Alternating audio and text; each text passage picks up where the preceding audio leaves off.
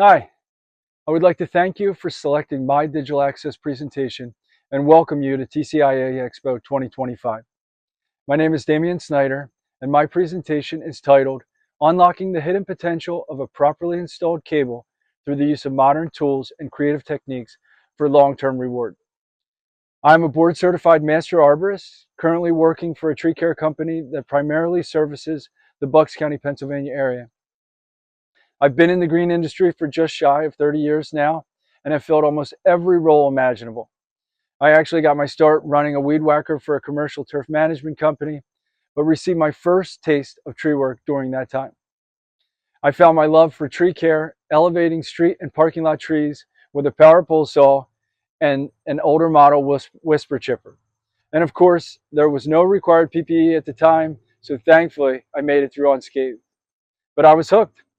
And since then, I've worked as a groundie, bucket operator, climber, team development leader, business owner, on to my current hybrid role as a member of the production team, a sales representative, safety coordinator, log truck operator, and really whatever hat needs to be worn depending on the day. I've also spent most of my career deeply entrenched in learning everything that I could about trees and the tree care industry. This has led me to acquire a lot of initials that can be added after my signature and the opportunity to train others in this capacity as a CTSP and now as a TCIA qualified trainer. This is my first foray into something of this scale, but I hope that you are able to take away at least one thing that you can implement into your daily operations. But before I dive into things, I would like to first recognize Andy Jones and Nick Greenwood for composing a really great two-part article series they published together last year for TCIA magazine. A lot of the information they wrote about had reflected some of the tools and techniques that I had already implemented into my cable installation process, but I still found it incredibly helpful to see the information detailed in such a concise and well thought out manner. And that's the truly amazing thing about this industry. We are consistently sharing new ideas through a plethora of various avenues and platforms. And even if you are already doing something one way, there are constant new things that can be learned.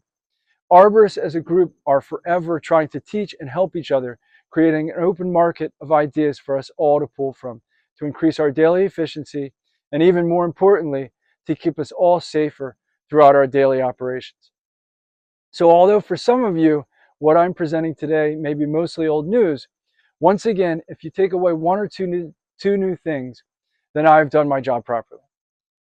The technique of installing a cable has been in use as far back as the 6th century.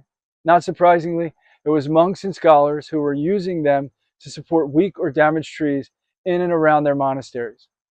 Fast forward to today, we have taken those early building blocks and created numerous different techniques and materials for the installation of cables, including hand-spliced soft cables and J-lags, dynamic cable, and through-bolt extra high-strength cable installation, or using cable end-stop terminations. Regardless of which technique you are using, a properly installed cable can be a crucial component of tree preservation. The most common application of a cable would be to support two codominant stems that create a V-crotch to prevent them from splitting. We also use them to support long or overextended limbs to alleviate failure. The last main situation where a cable would be installed would be to support a weakly anchored tree. This is called guying, and it would require a secondary suitable anchor point. With each of these scenarios, pruning the tree in question in conjunction with the cable or cables may be required, and at times, removal may be the best and safest options. For the purposes of this presentation, I will be focusing specifically on the installation of EHS cable using through-bolt and dead-end terminations, because although I have used all of the methods and hardware previously listed, I'm the most proficient with the use of through-bolt and EHS cable. Despite the focus on through-bolt and EHS cable, I hope that one of the key takeaways from this presentation is the potential benefit of incorporating new tools and techniques into your kits, but even more importantly, the benefits of creating systems and standards that will help guide more efficient installations. I will be using this presentation to showcase the tools and techniques that I utilize from start to finish while installing a cable, with an emphasis on using custom-built threaded rod and Ammonite through bolts, and working throughout the process to minimize any unnecessary waste to maximize profits over time. I will start I will start with a discussion of the tools included in my kit, and we'll move into a live demonstration of cable installation. So let's go. So now I'd like to move into the live demonstration of a cable installation. But what I want to do first is I want to showcase the tools that I use in my cabling kit. And what I've done is I've laid everything out and kind of set it up in the sequence that I'm going to utilize things in the tree, what's going to go up with me, and what's going to stay on the ground. So first and foremost, I moved away from, the old school lineman's bag. These things are great, but they're also really difficult to work with in that, you kind of struggle to find the tools inside. You have to reach in, lots of times in older setups, you have the hacksaw in there, the wrench is buried at the bottom. You can't really find everything, and more often than not, you get a little nick from the hacksaw or something along those lines. So what I've done is I've moved to a stiff plastic 5-gallon bucket. I got a bucket buddy that sits inside and sits on the outside as well. I can put each one of my tools into a certain area, and I ordered some cheap plastic sheeting. I cut it in half, and I set up a little partition setup. So now what I do is I slide that inside, and I can also have some additional spacing inside to keep things a little bit even more separated. So I know exactly where everything is and where it goes back to in the bucket. I use this for transport to the job, and I also use this throughout the cable installation process. Um, the next thing is the drill, probably the most important aspect of the cabling installation. You can't have a cable without drilling a hole first. So I like to use just a traditional handheld drill, especially in this kind of application. I'm dealing with a pine. I know that this is going to get through it without any problems. I do want to have a fully charged battery. It helps to have a bigger battery if the drill does have that option. Otherwise, you want to keep some spare batteries on hand regardless. So I have them as well. Now, I don't recommend any one particular brand. What I do like to do is I like to find these tools when they're on sale. Lots of times they don't include the battery, but if you get them when they're on special, maybe around the holidays, you can get a kit that includes the battery, includes the charger, sometimes 2 batteries, added bonus. If I am dealing with a larger diameter cable, or if I'm dealing with a harder wood, I might shift over to the whole hog. One of the things that I love about this tool is, the way that I'm holding it vertically, it really helps for giving me the leverage that I need to drive in. And as long as my work positioning is good, I can really drive this in nice and clean. Um, One of the things that I really like to do with all of my kits, all of my tools, is I like things to serve a double purpose. So, with the handheld drill, I carry this on my truck at all times. I can use it in a cabling application. I can use it to take down a fence, or I can use it back in the shop in general maintenance tasks. So I'm not just buying this tool to have in the cabling kit. It has multiple uses throughout my daily tree care operations. Same with the whole hog. A lot of us have incorporated GRCS into our daily rigging operations, and with the bit that you can get for the whole hog, now I can use this for my lifting. Once again, I'm helping to take the strain off of myself and putting it into a tool that can do the job much more efficiently. Next thing I have is I have my bit. And one of the things that I like to do is I transport all of my bits individually in these PVC tube setups. I could slide it in there. It keeps the tip protected. And I have a little cap that I put on, and I transport everything that way. I've also taken the time to label them out. So I have the length of the bit, I have the diameter of the bit, and I have a few bits for different applications. They're all labeled in the same fashion, and I can transport them in that way. They're not poking into things. They're staying clean. They're staying sharp and ready to roll. So the next thing that I have is a tape measure. I like to have two tape measures, one that I'm going to bring up into the tree with me to start, and another one that'll stay on the ground, so the ground help can measure out the length of the cable that they're going to be sending up to me. Next thing is a hammer. So you have a traditional hammer. I like to leave this on the ground. I actually include two hammers into my kit. So I have one hammer that stays on the ground. I also have another hammer that comes up with me in the tree. I found online this great hammer that has a built-in ratcheting wrench. And you know, the hammerhead's not all that big, but for peening the end of an eye bolt, or if I have to chisel out where the washer's going to set on thick bark tree, you know, this thing works great. I've also incorporated a tether with an accessory beaner. That way this thing's ready to go and I can attach it to my belt, and I have, you know, I'm not going to worry about a tool dropping.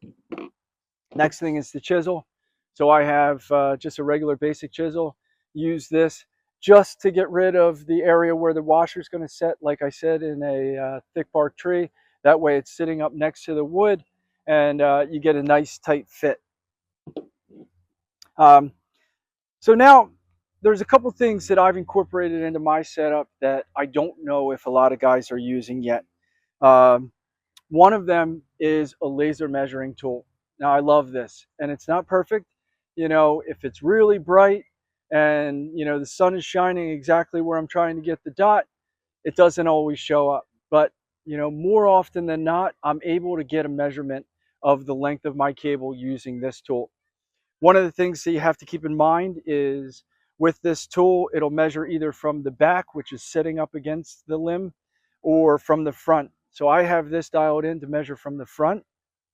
And the great thing about this is in measuring from the front, it has pretty much subtracted the length of the eye, the length of the thimble, and where my cable is going to set in the dead end. So I can take that out of the equation.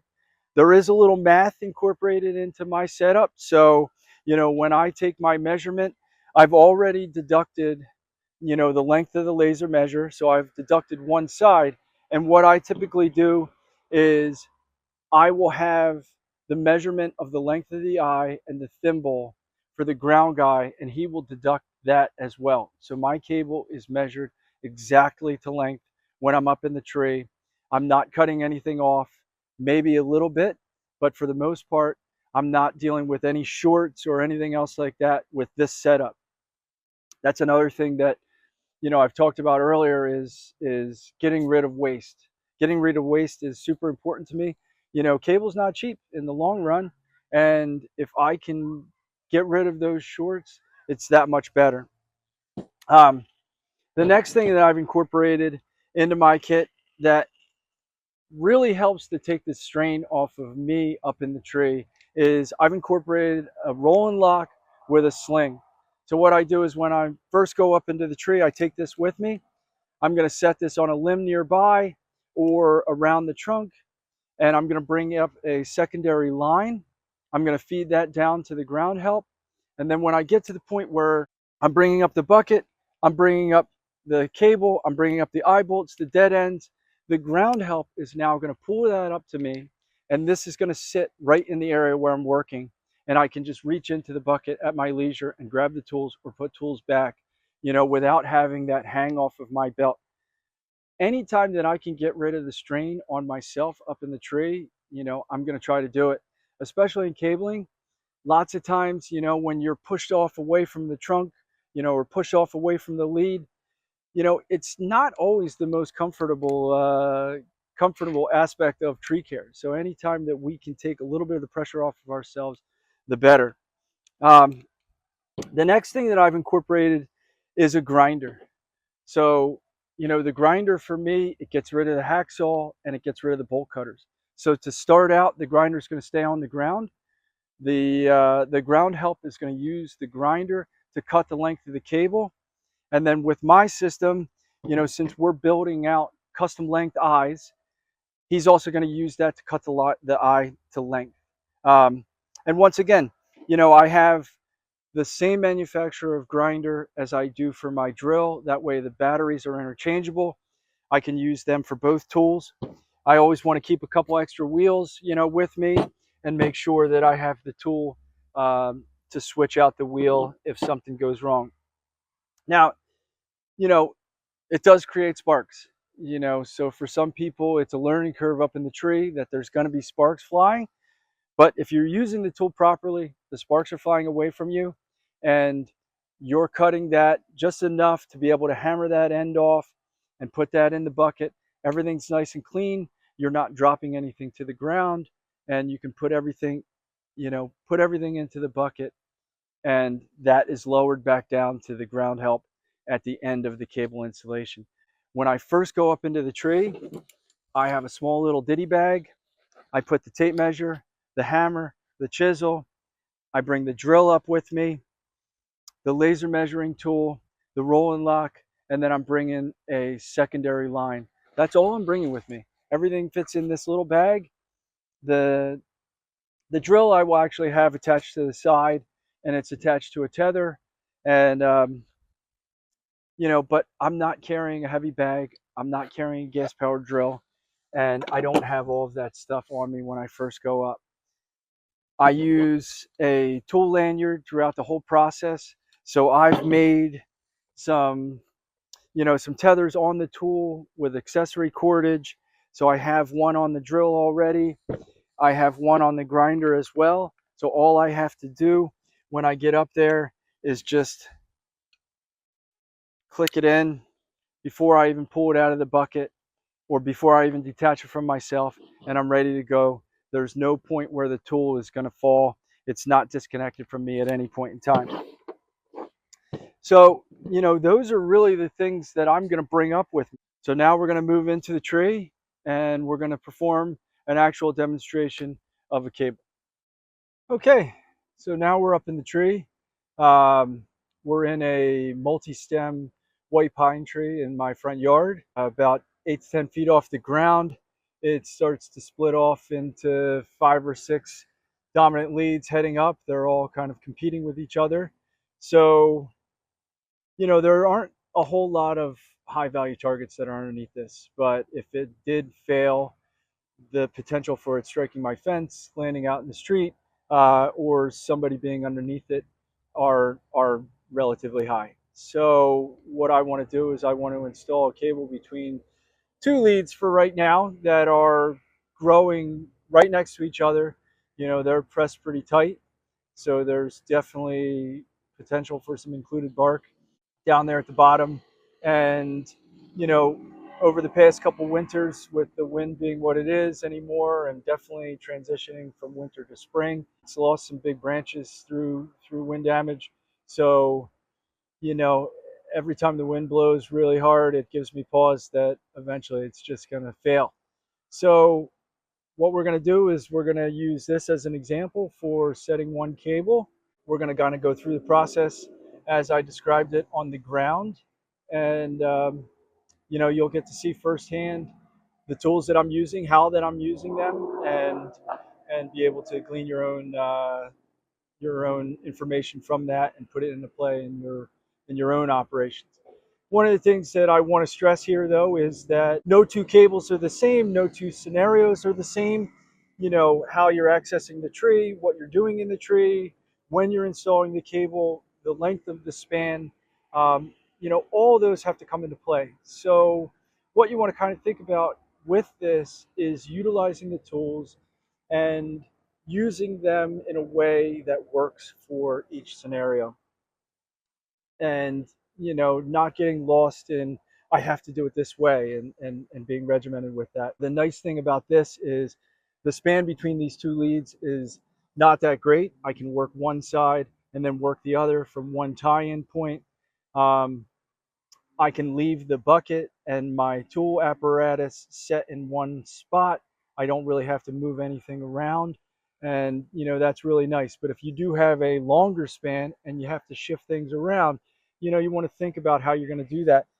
Are you going to lower tools back down, move the roll and lock, move the lowering line, or your other progress capture device to that other position rather than bringing everything over with you?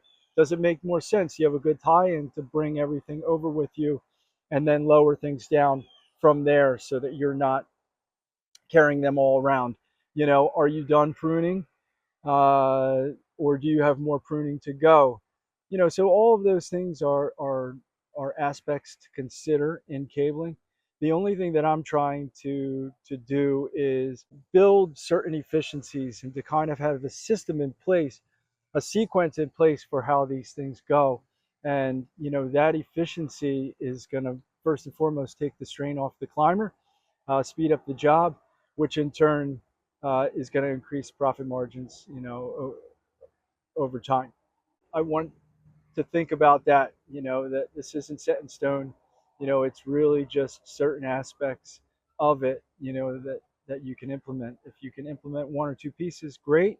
If not, you know, if you don't see it working for you, that's fair as well. You know, I'm not really trying to reinvent the wheel. I've spent some time, you know, doing cable installs. I feel that they are an incredibly useful tool in tree preservation when used properly. And, you know, if you can do them right, you can definitely increase your margins over time. And I think that's, you know, we're all in business to make money. So if we can increase our margins, that's all the better. So here we go. So now we're ready to perform the actual installation, and I have pre-installed my progress capture device, the Roll and Lock here.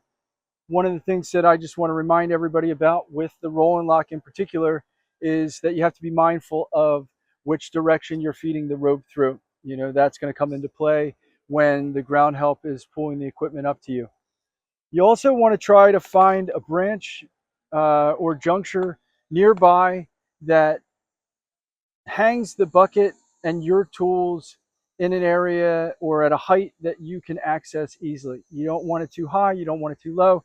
You know, if you can really find that sweet spot, that's ideal. That obviously is not always the case, but as best you can, you know, we really want to try to do that. Another thing is we want to think about how the line is going down. You know, so if we're in a pine tree and I have lots of branch opportunities, and if I can feed that line directly down and with minimal obstructions along the way, I don't have to worry about the bucket getting caught or any of the tools getting caught and lost in transport up to me. You know, once again, this isn't always possible, but we want to try to do the best that we can. So I have that pre-installed. I'm ready to set my hole. I'm roughly 2/3 of the way from the juncture in question between these two leads down at the base. So I'm going to drill my hole.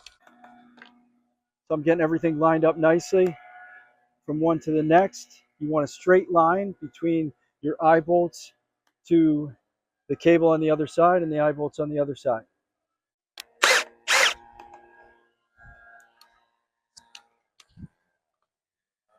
Okay, so we're all set with that. So with this particular system, what we're doing is we're building out the hardware to order. So I have my hole, and what I can do is I can take out my tape measure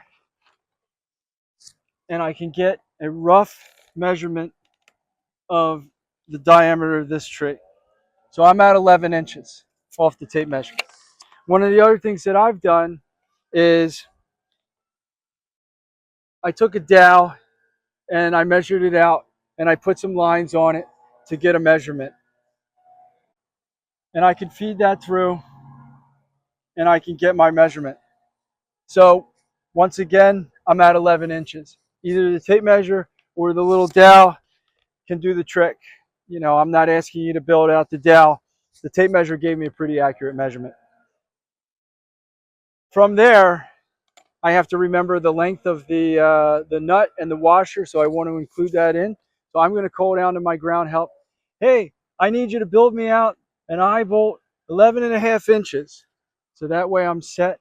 It's exactly the length when it comes up. Now that I have my hole drilled and I've called down the length of the eye bolt being 11.5 inches, the next thing that I'm going to do while my ground help is working on building out that eye bolt to length is I'm going to get my cable measurement. So In this particular case, like I said, I'm a short span, so I could potentially do a tape measure and get a measurement. I'm at 71 inches. Or what I'd like to do is I like to use the laser measure. I'm going to get my dot to where I want my second hole, press it again, 66.75 inches. So that's taking away the length of this. So 66 3/4 inches. That's what I'm going to call down to the ground guy. From there, he's going to deduct that 3.5 inches or whatever the measurement is for the length of your eye, the thimble, and where you believe the cable is going to attach. Since this is such a close proximity cable, what I can do now is I know where my second hole is going to go. I can set my second hole. All right, so now we're set up to drill our second hole. One of the things that we want to keep in mind with this install, especially now that I'm tied into one lead, I'm lanyarded into the second side, I'm pulling this a little bit tighter. So I want to keep that in mind when I go to do my install. My goal with the cable is taut, not tight. So I want to be mindful that I'm not over tightening the system before I go to take my lanyard off. And then when I take my lanyard off and I release the fact that I've pulled the two of them closer together, now I'm super tight. So I want to keep that in mind when I'm doing that. So now we're going to do our second hole. So once again, I'm making sure that I'm lined up nice and straight with my previous hole. Looking behind me, checking it out, cleaning out the kerf as we go. Okay. Then I'm going to use my dowel, and I'm going to get a measurement for the length of my second bolt. Okay. So I'm at 7 inches is the length of my second bolt. I have to take into consideration that I need the nut and the washer on there. So I'm going to call down, and then I hang tight to wait for the stuff to come up to me, and I'll have everything that I need to finish out the install. With this particular system, we're going to have the second eye bolt, which is 7.5 inches long. I'm going to have my ground man build a little extra into that so that I can tighten off of that setup. And I will demonstrate that when the pieces come up to me. So I called down to him 7.5 inches. We work together regularly. He knows to add that additional 3 onto there for me. And that is going to be the limit of waste that we're going to find throughout this process is 3 inches of threaded rod that I need to cut off. And hopefully if I've done everything right, that's all the waste that I find throughout this entire process. So now that I've drilled my second hole, and I've determined that the length of the eye bolt necessary is 7.5 inches. With this particular setup and this particular cable install process, I'm not using a come along anymore. I'm not using a come along to capture the cable. I'm not using any rope in between or anything else like that. I have my lanyard and the rope behind me. That's kind of sucking things in a little bit tighter, which I also want to consider when I'm doing my final install. But what I'm actually going to do is I'm going to use a little extra length of eye bolt to allow me to tighten the eye bolt down, and that will take the slack out of my cabling system. This is something that I started implementing. It's been a while now that I've been doing this, and it takes a little bit of practice to get the feel for how much eye bolt you want to leave out. But one of the things that you can do is you can hold the cable next to the thimble and physically push the eye bolt in and see how close you can get it. If you can get it pretty close within an inch with hand tightening, then you know you have enough eye bolt left out. And when I'm doing the install directly, you're going to see that firsthand and really see what I mean by how we're setting that up and how we can get rid of the come along and get rid of the Havens grip or the Chicago grip and really just use the cable and the tools that you have to get that cable nice and tight. So now we're all set to complete the installation process. My ground help has pulled the bucket up to me. I've put all of the unnecessary gear that I don't need to keep on my person on my saddle, and I've attached it to the bucket. I've switched over from the drill and now have the grinder on my belt. So one of the things that I was thinking about in between setting up the eye bolts and the cable and all that kind of stuff is I'm tied in to the larger of these two leads, and it only makes sense for me to actually install the opposite side first. That's the smaller of the leads. That's the one that I really want to support, and I can more easily pull that one back towards me when I go to set up the this side. So I've preset that one. The eye bolt was cut exactly to length, and everything is set and ready to roll. One of the other things that I found in this application that works really well, especially short span, where I'm not working my way through a whole lot of stuff, is I took a micro grab and I just set it up with a little piece of accessory cord, and I can have this set, and this will hold this close to me. You know, once again, this is another thing that I just worked into my kit. It seems to work pretty well. You can also do a couple wraps on the end with your dead end and attach it into one of your accessory loops on your saddle.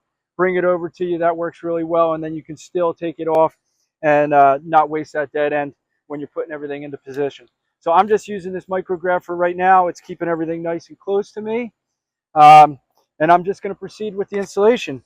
So what we have is our second pre-cut eye bolt that we've designed to our specifications.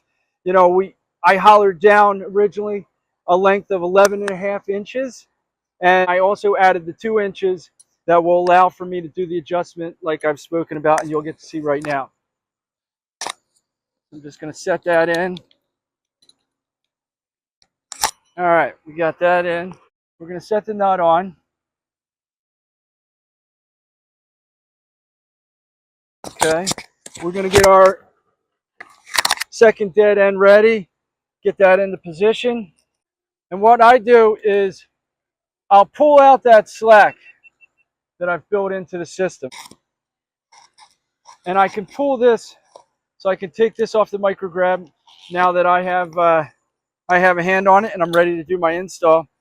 So because of the fact that I'm probably about 3 inches long on my cable right now, what I'm going to do is I'm just going to leave about an inch of threaded rod sticking out on this side with the eye when I go to set my cable.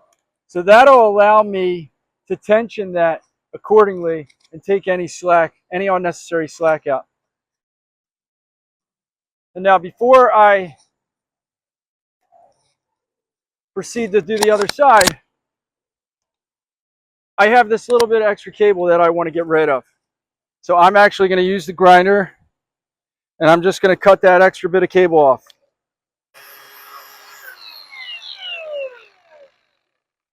All right. So we're all set to continue with the installation process. Now in this case, you know, we're using a grinder, we're near the thimble, we're near the dead end, we're near the eye bolt. You know, we want to use a little bit of precision here. We want to be careful, take our time to make sure that we don't cut anything that we don't want to cut. And, you know, I've been doing this using the grinder for quite some time, but, you know, hacksaw in this situation works great. Bolt cutters, you have a nice set of bolt cutters and you want to stick with that as part of your kit, feel free and absolutely continue doing what has worked for you.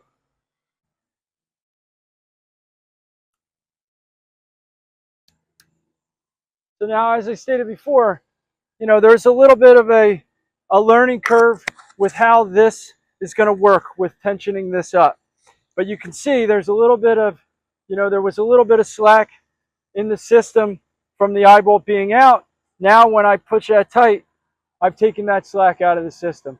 And in this case, you know, I'm dealing with a pine. All I'm trying to do is add supplemental support. So I don't want to be lifting this, pulling this away. I'm really trying to protect in the event of a failure. So I just have to get that to the point where it's tight enough where I can pull and take that slack out, but that lead is still able to kind of sway on its own. So I'm just going to finish off that tightening of the nut.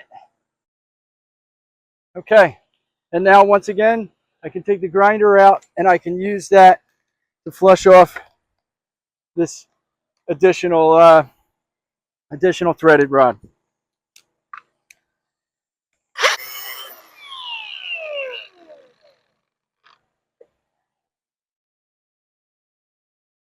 Okay, that is the extent of the waste throughout this entire process, as well as about 3 inches of cable that we cut off the end. And that's what we're looking for.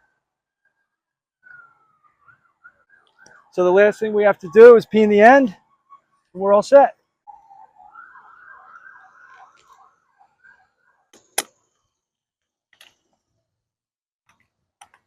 Just give it a little extra tighten.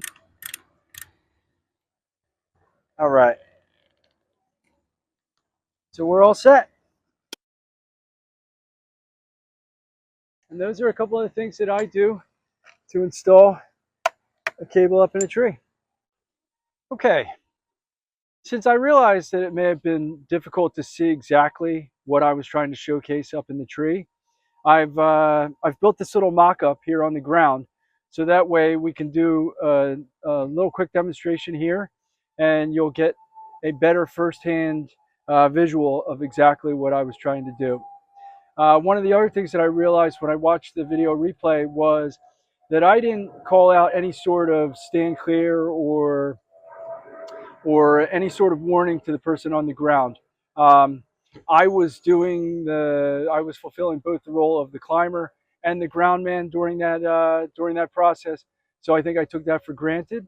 But when I typically do a cable installation, I will define a drop zone, and I will have my ground help stand clear of that, so that if any hardware was to slip free, or if by some chance the drill bit wasn't properly tightened down and that slides free, that way nobody's underneath. So I just want to stress that we do want to have the ground underneath during the installation process clear. The ground help can do their part outside of the drop zone, and then enter into the drop zone when they are sending stuff up. But otherwise, they're standing clear. So what I've done is I've pre-drilled the holes in my two limbs here. And the first thing that I'm going to do is I'm going to take my measurement for the length of my custom eye bolt. And that way I can holler that dimension down to my ground help, have them measure that out. So, I showcased this little dowel before. I also can use the tape measure. So, if I was to put the tape measure across, I'm looking at 4 inches on the diameter of this piece right here. I can also use my little dowel. I've delineated the washer and the length of the nut and given myself a little bit extra. So what I'm going to do is I'm going to put that through to my mark.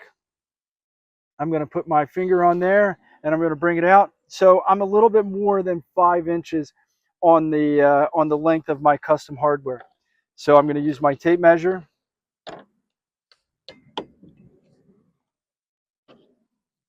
And I'm going to measure that out. So I'm just going to give myself a little bit extra on that 5. So about 5 1/8. All right, I have that now. And I'm going to cut that here. All right. And this is one of those situations where I want to run all the way through. Okay, so I've hollered down the length of the eye bolt that I want to have built. One of the other things that I can also do at the same time or just after and have the ground help do for me is I'm going to take my laser measure and I'm going to get a measurement of the length of the cable. That way they can send up that custom built eye bolt with the cable piece attached to it and ready to go. All right, so I have my dot. I'm going to press it again. So I'm 44.75 inches now on the length of my cable. So what I'm going to have my ground help do is cut the length of the cable. Now I have to remember, and this is where a little bit of math is required. I have to remember that the length of the laser measure is 4 3/4, and I had to use a traditional forged eye on the other side because I didn't have enough hardware after doing the installation in the tree. This measures out at 3 1/4, So I want to deduct those lengths from the length of the cable. So ultimately, including this, measuring from the front and the 3 inches that are here, I'm going to subtract 3 inches from the measurement that I got for the length of the cable. Now I realize that it can be a lot to keep track of, but you know, when you get into a rhythm with it and you know your numbers for your custom eye, you know, it just becomes pretty seamless. So I called down 44 3/4. I'm going to deduct 3 inches from that. So I'm going to do 41 3/4 inch as the length of my cable. So once again, I'm just going to mark that with my sharp. We have 41 3/4. Okay, I'm going to cut that to length. Put that off to the side.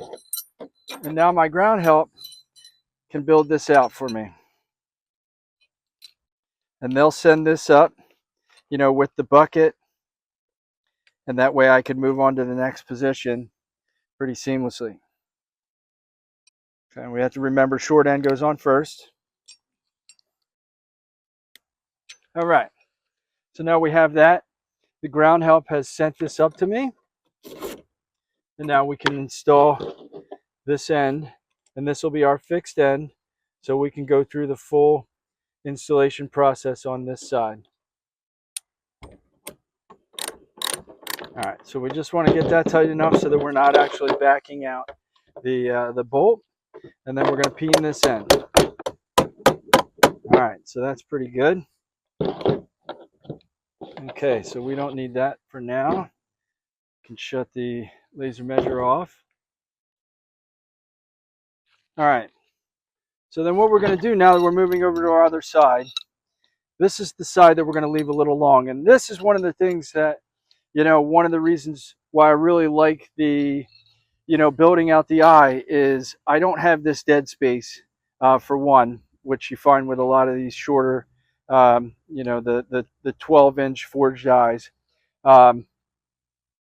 And I can cut it to length. I'm not losing any material, or very little material is lost in this process. One of the other things that I really like about, you know, these type of eyes is they're scalable like everything else. You know, so I have these guys are scaled up depending on the you know, the size of the bolt or what I'm trying to tie together.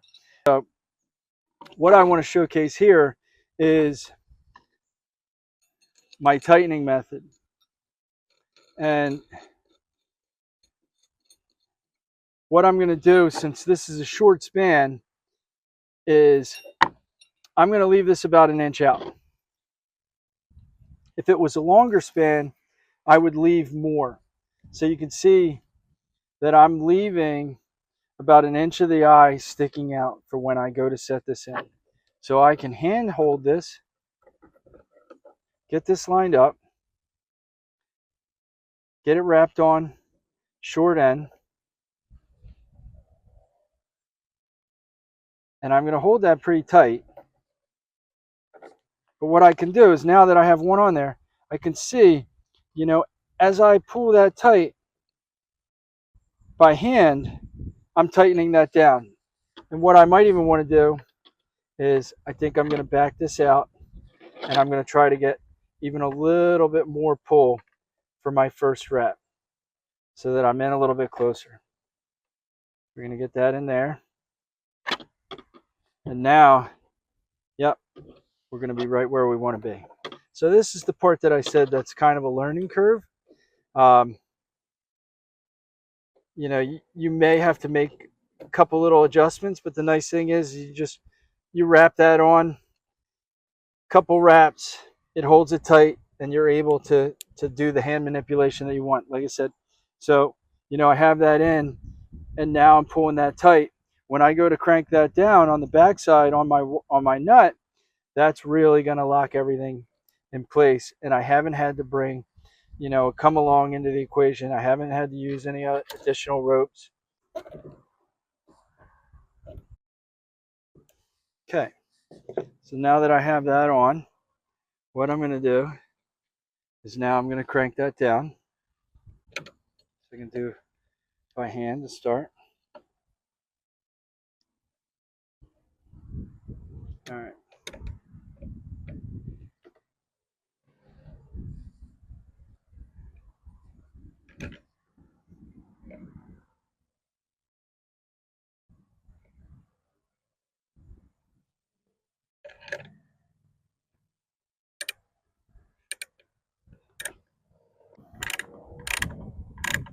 Okay, so I brought that in, I cranked that down, and you can see, now I'm at my desired tightness for what I'm trying to do. Now that we've gone through the installation process and you've seen some of the different techniques and tools that I use, you may still be wondering where the real hidden potential is that I mentioned in my title. To start, we have the small gains achieved through more precise measures for the length of the cable, as well as custom building our eye bolts to minimize our waste and cut overall costs when compared head to head to the cost of forged eye bolts. We will also achieve better efficiency through establishing systems and standards for our crew members to utilize, which will in turn speed up the installation process and generate better returns.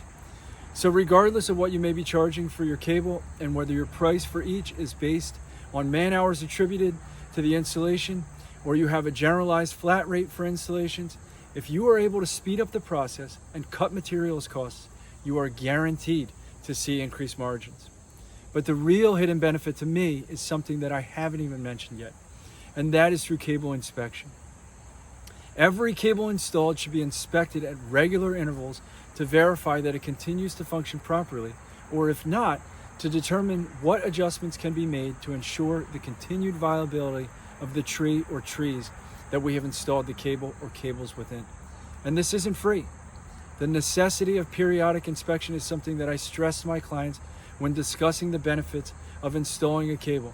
And it will be a line item in my proposal that will have to be accepted and signed off prior to the completion of cable installation. Now I have my cable installation line item, and I have an additional line item for the cable inspection at a predetermined interval in the future. And once this has been accepted and signed off by the client, it is immediately added to whatever software I'm using for my scheduler as a future visit. And I can either ask the client to pay for this visit now, along with the other accepted work, or I can forecast it for the future and have it paid at the time of the inspection visit. Regardless of when this is paid out, it is additional revenue attributed to the installation of a cable. But more importantly, the inspection of the cable has served as a continued relationship building tool with the clients who have had a cable or cable installed within their trees.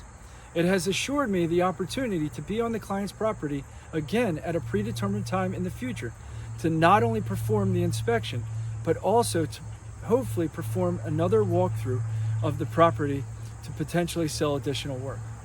And even if I don't sell more work at that time, it has kept me relevant with these clients.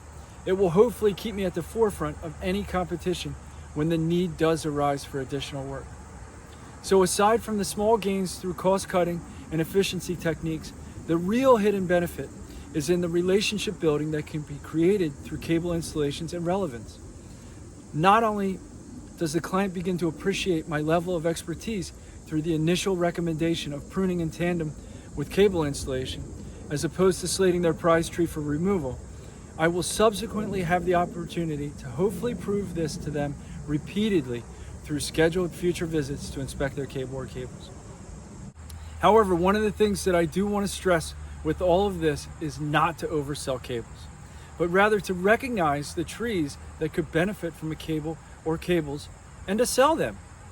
And I haven't put any specific numbers on these cable installations, but let's say that we price a cable at $450 and I price my follow-up visit at an additional $150 for a total of $600 per cable. And now imagine that I sell 500 of them annually. That's $300,000 in revenue generated just through cables, not including the revenue attributed to the pruning of these trees as well. Never give a cable away for free. The installation of cables can serve as a solid revenue source, but even more importantly, they can act as a foundation for strong connections and continued success with your clients, and in turn for your business. So in closing, I hope that you were able to implement one or possibly many of the things presented here today, and I invite you to reach out to me via the email address provided at the end with any questions or comments. Please stay safe out there and be well. And thank you again for taking the time to view my presentation. Take care. Hi, I'd like you to thank... That is terrible.